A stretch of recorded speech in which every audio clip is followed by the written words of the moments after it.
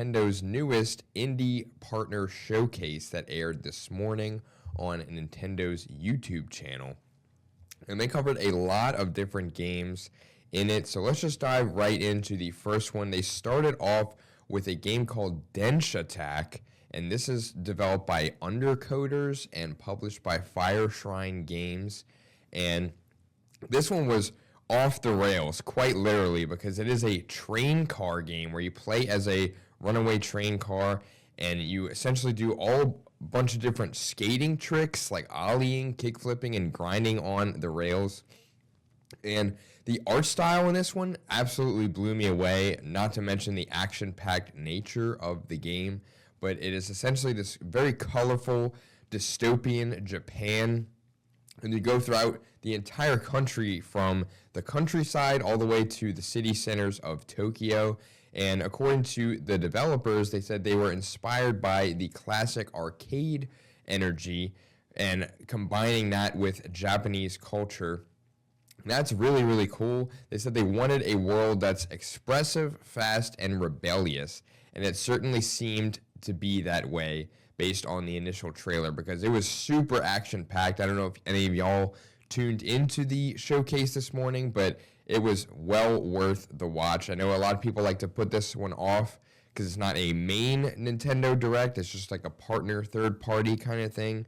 But it does give us a great look at some upcoming indie titles or existing titles that are making their way to the Nintendo Switch family of systems, including the Switch, original Switch, and the newest Switch 2. But according to the devs, like I said, for this game, the bosses, you fight a bunch of different ones that are ranging from moving and shape-shifting castles to mechanical worms, and also these magic elements. It's a whole bunch of chaos. It's just jam-packed into this game, and I really can't wait for this one. I'm glad we got to see an updated look at it. I remember when it was first announced, and it would sound pretty interesting, but seeing it in action, I really, really am excited to get my hands on this one. But basically, the premise of this, you fight all these bosses, like I said, and your goal is to reclaim the railways from an evil mega corporation known as Morido. And the demo for it is out right now, so you can try it. I can't wait to at least try it a little bit whenever I get home, but the full release is not until June 17th, so we're going to have to wait a couple months here for this one. But the in-game train, you can get an exclusive skin for Nintendo Switch 2 with that version of the game, but it will also release on Steam, PlayStation, Xbox as well. So it'll be widely available to most of the consoles on June 17th, so can't wait for that one. Another one that they talked about was a game called My Little Puppy, which was developed by Dream Motion Incorporated, and this one had already released back in November of 2025, but the story of this game is really, really sweet. It is based on one of the developer's dogs that he adopted, which was a Welsh Corgi named Bongu, and this is the premise of the game. That is the main character of the game that you play as, and essentially is a very, very heartwarming and also kind of sad story where while you're in dog heaven, Bongu actually catches his former owner's scent. So it's pretty much a journey of trying to follow that scent and potentially reunite back with his owner despite being up in dog heaven. And this is actually making its way onto Switch on May 29th. So a little bit less of a wait for this one, but it is already out on other platforms, including Steam right now.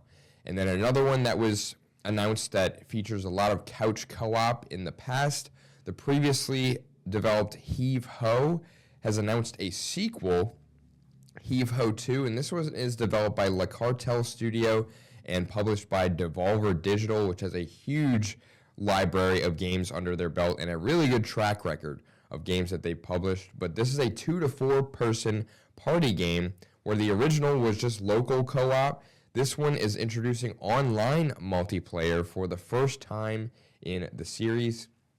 And the premise of the game, you basically have to form chains with your other players that you're playing with to reach hard to reach places and get to the end of the levels. And it requires a lot of trust because if somebody lets go on accident, it breaks the entire chain. So it's a very, very chaotic thing that could happen with a bunch of friends. In this one, in the sequel, it will feature 8 themed worlds, including a medieval land, a space station, and even a kitchen. So it's a wide variety of places that you can go and play with your friends. And they're also introducing new mechanics based off of those themed worlds. So for example, in the space station, you have to navigate a rocket together. And then in the kitchen, you have to cook something in a very coordinated fashion if you ever played Overcooked, that is kind of like the similar vibe here where you have to work together to cook something, albeit in a very, very short amount of time. So it can get pretty hectic pretty quickly. But there's also, this is actually really cool, there's a game share option where only one person needs to own a copy of the game and they can share it with up to 3 other players. So if your friends want to play this, only one of you needs to buy a copy, and then you can use that person's copy to play multiplayer with them. So I thought that was really cool. This is actually releasing for both Switch and Switch 2 in summer 2026. They did not specify a date, but that is the time frame that we're looking at here. So not too long away. And then speaking of sequels, Moonlighter is getting a sequel called Moonlighter 2: The Endless Vault. And this one is developed by Digital Sun and published by 11-Bit Studios. And this continues the story of Will, who is leading this double life as a crafty merchant, but also a fearless adventurer. And the premise of this one is where an evil interdimensional collector takes control of your village and the dungeons within it. And it's up to you, who is playing as Will, like I said, and the townsfolk to rebuild your life, and because they have been forced to find a new home because of the collector. But it takes place in the town of Tresna, where it's your job to set up and grow your new shop for the townspeople. You can also upgrade your weapons and gadgets there as well. And then your job pretty much is to traverse different dimensions to find different loot and beat your enemies who, according to the developers, they said will have an extensive combat system in the sequel. And this one originally released in November 2025, but it is coming to the Switch 2 in 2026. Did not specify a time frame for this one either, but I expect it sooner rather than later, considering it's already out on other platforms like Steam and others as well. But one that really caught my eye in terms of the general art style and vibes that it was giving off, at least in my opinion, was a game called Wudo. And this one is developed by Tiny Monk's Tales and Daedalic Entertainment. And this is a diorama puzzle game. It's a very relaxing game, at least from what it seems like, where it's your job to assemble different wooden pieces into a diorama. And it's almost like a 3D coloring book, where if you place the pieces in the correct spots, as you build parts of the scenes, they will actually come to life and fill in with color. And they have a lot of really cute animations when they do come to life. So it's a very interactive experience. It's not just, putting pieces on a piece of paper. It's a very 3D immersive experience that I'm very, very excited for. And this one is coming out to Switch and Switch 2 in summer 2026 as well. And another one that has overwhelmingly positive reviews on Steam that released back in April of 2024 is a game called Mini Shoot Adventures. Now, this one is developed by Soul Game Studio and published by Seven Studio. And this is a modern twist on a very classic arcade, like 8-bit style game, where it's described as almost like a bullet hell, where you're just trying to there's so much happening on the screen at one time, but you're just it's taking inspiration from the old Galaga games, but on another level. Pretty much those games on crack. It's it's so hectic and chaotic. But this one, you can upgrade your ship as you go along, and you can also do this through leveling up, by finding items and buying equipment. And throughout the journey, you're essentially trying to rescue your other friends And by doing so, you get rewarded in a pretty big way because they actually possess primordial powers that unlock exploration abilities, and it unlocks the map as you go along so you can keep track of where you've been and where you're going next. And in terms of the world you're traversing, it will feature several different biomes and areas there that include caverns, ancient temples, as well as sunken cities. So that looked really, really good. I know it's already out right now, but this is actually the first time that I've heard of it. So I am very, very excited to try to play it. It is actually releasing on Switch 2 later today. So if you have a Switch, definitely check it out on the eShop to see if it's something for you.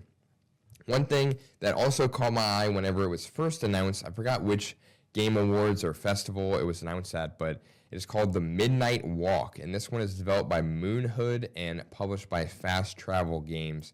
And this one actually came out almost a year ago, back in May of 2025, and the art style that they're going for here is very reminiscent of A Nightmare Before Christmas, which it uses a lot of stop motion with real clay animators, and your job in this one is, it's a very gloomy world, and your job is to befriend this lost lantern creature that accompanies you on your journey. And there's a lot of very scary foes out there, but the art style, again, that's the one that piqued my interest initially. So I'm definitely going to be checking this one out, and it releases on Nintendo Switch 2 on March 26th. So later this month, so be on the lookout for that one. And then another one that is another co-op, both local and online, is a game called Rotwood. And this one is developed by Clay Entertainment, the makers of the Don't Starve series, if anybody's familiar with those. But this one is a side-scrolling brawler that is it serves as a roguelike where you go through a bunch of different dungeons and loot your enemies and essentially get upgrades for it. But that's not the only way to improve at the game, because the developers really wanted to focus on progression through the player improving rather than just finding or buying gear to just level up immediately.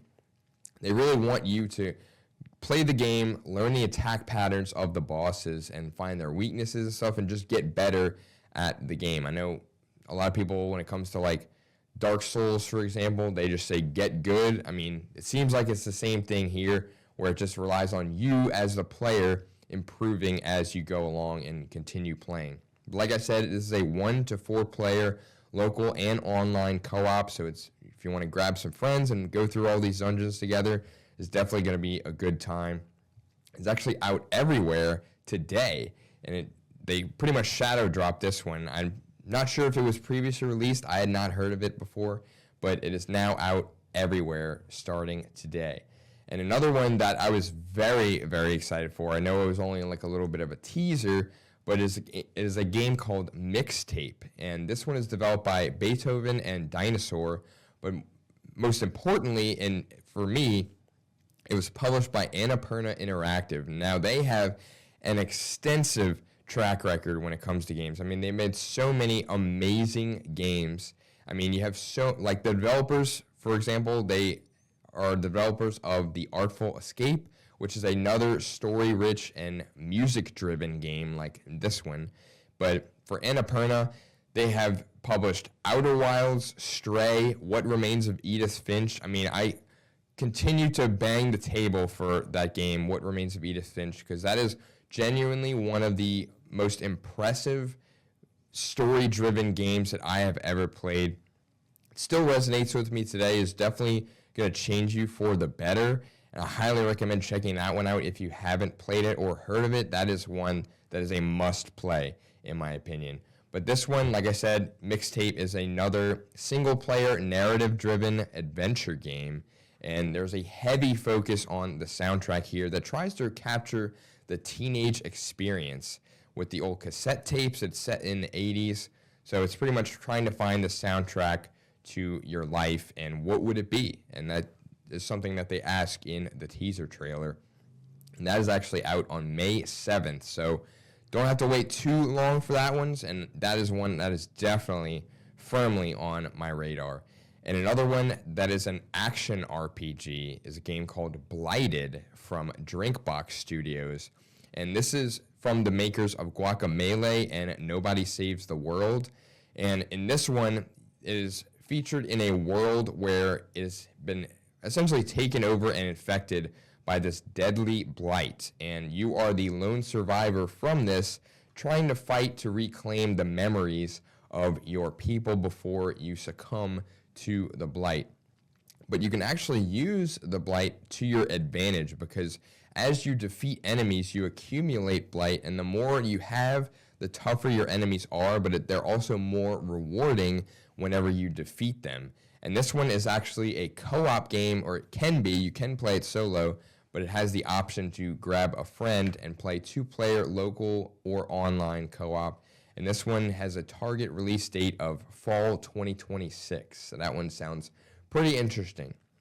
And then another one that has already been released but is now coming to Nintendo Switch 2 is a game called Dead Zone Rogue from Prophecy Games. And this one actually released back in August of 2025, but it is an FPS or first-person shooter that is a sci-fi roguelike where each run is different. You know, you're trying to go in each time and do better than your last one. And it also combines very tight gunplay mechanics with a satisfying progression system, according to the developers. And the premise of it, you have this spaceship that's been overrun with biomechanical creatures, but you also have an arsenal of modifiable weapons at your disposal. But there's also a mysterious origin that you have to uncover. So interested to see what that might be. But like I said, it's a 4-player game, so you can grab your friends and play this as well. And it's actually coming to Switch 2 on March 17th. So 2 weeks away from that one, not too long at all. But it is already out on Steam, for example, and it came out back in August. So if you've played it before, let me know your thoughts. You can email me at amocklin@ktalnews.com. If you want to talk about any of these that we've talked about, just let me know. I'm always open to hearing from y'all. But they actually did another sizzle reel at the end of the direct presentation where they showed very quickly other games that are eventually coming to the Nintendo Switch 2. Some of these are not out yet, but you had Grave Seasons, which was a kind of like a 8-bit farming simulator. Not really my cup of tea, but I know a lot of people like those. But there was another one called Unrailed 2, Back on Track. And then one that really caught my eye was Toem 2. Now, the first one has overwhelmingly positive reviews on Steam. And it's a black and white game that involves pictures, I believe. I have not personally played it yet, but based on early reviews for that one, I'm assuming Toem 2 will be of similar quality in terms of fan reviews and everything like that. And then another one that was kind of interesting to me is called Inconbini, One Store, Many Stories, where it's essentially you're running a convenience store in rural Japan. And, it's another kind of like a shop simulator kind of thing, but it seems like a very relaxing way to combine those mechanics with the Japanese culture, which I thought was kind of interesting. But there was another one that was Outbound, where I think that involves a family kind of like packing up and moving across the country. And then there was another one called Ratatan. I wasn't really familiar with that one, but we only got a very quick glimpse of it in a little sizzle reel that they did. And then after that, they kind of faked us out with the ending saying that's all we had. But then their grand reveal was that Blue Prince is coming to Nintendo Switch 2. And this one was developed by Dogu Bomb and published by Raw Fury, and was actually nominated for Best Indie Game and Best Debut Indie Game at this year's Game Awards, and I believe it took home a DICE Award as well.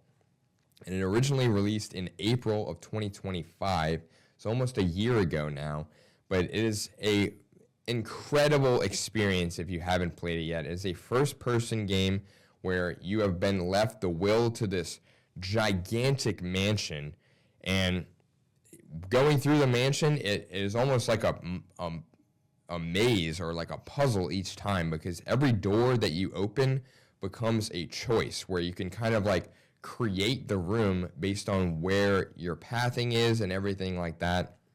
And the thing is that you you only have a certain amount of steps to find the fated room 46, which holds the key to the mansion, essentially, where it would be fully yours if you were to find it. But the problem is, like I said, you only have a certain amount of rooms you can create and steps you can make before the mansion resets each and every day. So it really is another thing of like, they recommend using a notebook to try to figure out, okay, this does this, and what do I need to know for next time? There's a lot of clues that are scattered throughout. I thoroughly enjoyed my experience playing it, and I did end up beating it finally. It took me a little longer than expected, but you know, it's something that you have to just experience without trying to look anything up, you know. So I encourage you, if you do want to try it, to get a notebook or use your phone, the Notes app, to just write down everything that you found, whether it's clues, what this key does, and everything like that. It is truly an experience you have to have for yourself. And luckily for you, if you have a Nintendo Switch 2, it will be out later today on the system. So be on the lookout there on the eShop, and it will actually integrate mouse controls on the Switch 2 using their Joy-Cons. So I thought that was a nice touch.